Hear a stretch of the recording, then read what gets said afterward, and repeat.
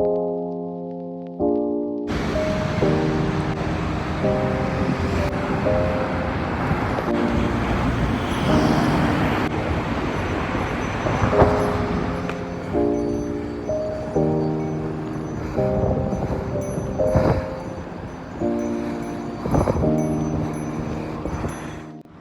is good guys, no? And we are now back, no, with another video na naman tayo mga tol. So probably guys ay nakita ninyo yung title natin down below. Ito yun. So today guys, no, i-share ko sa inyo itong mini upgrade na ginawa ko sa aking hardtail, which is yung traction natin. So supposedly today talaga, no, well actually ngayon nandito ako ngayon sa BGC. Usually pag Sunday, pag off day ko, no, nag-ride talaga ako. So Saturday ng gabi, kinalikot ko yung aking bike. Naisipan ko marami akong bike parts sa bahay, no, na mga hindi ko pa nabibenta. So why not gamitin ko na lang, no, for the meantime. So ito siya, no. Yan, kung makikita ninyo. Yan. So gawin natin i-bike check natin siya. Alright. Okay guys, no. Ito pala guys yung aking 29er, which is itong traction na hardtail ko. Ayan siya. So, all black na yan, no, kung makikita ninyo, no? Bago yung ating decal. Ayan, no? Yung sa fort natin. So, pinalitan natin guys yung luma.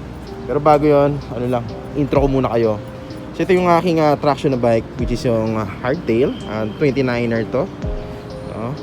So, ang ginawa ko dito guys, kung dati kulay green to, ngayon all black na siya. Ayan. So, ang ginamit ko sa kanya, which is itong Spank na Spike 35 Vibra-Core, no? So napaka-solid nito guys. So wala pang putol to actually, pero ito yung details niya. 25 yung rise niya, 820 yung haba, 25 mm yung bar diameter. Kung makikita ninyo. Tapos may back sweep na 8 degree up 5 degree. Okay? Tapos yung pa rin guys yung yung preno ko. Yan, stock lang, Tektro. Okay naman siya so far. Nagamit ko na rin siya sa trails.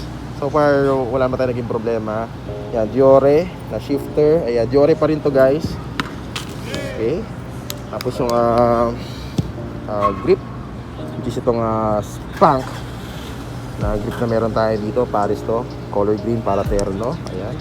Tapos yung stem na ginamit natin, ayan, which is yung feature natin from the last video, yung Shine 35, Spank Split 35. Ayan. So 35 yung bar clamp nya. Okay? Kasi 35 din yung handlebar natin. Ayan. Color black. Yung sa natin, remote sa ating port. So ito naman guys yung yung port natin. So Fox 32. Yan, non-Kashima yan. Yan, with remote, goods na goods. Okay? Tapos yan, black yung frame, which is itong traction natin guys sa 29er. Small.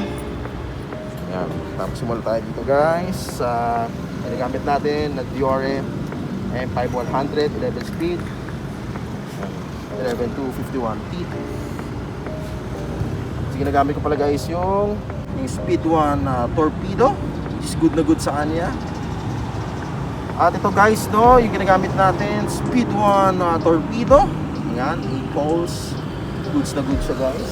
Even now wala pa namang ako naging issue sa kanya. Tapos yung rims natin, yan, Spank na Vibra-Core. Spank na Vibra-Core. Para terno guys, no, all out na. Yung gulong na ginagamit natin, Icon na 29 2.2. Okay?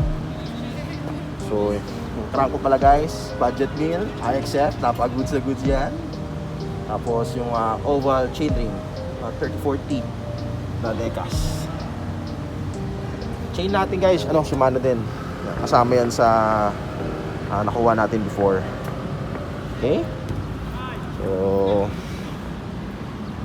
napaka-goods na goods yan.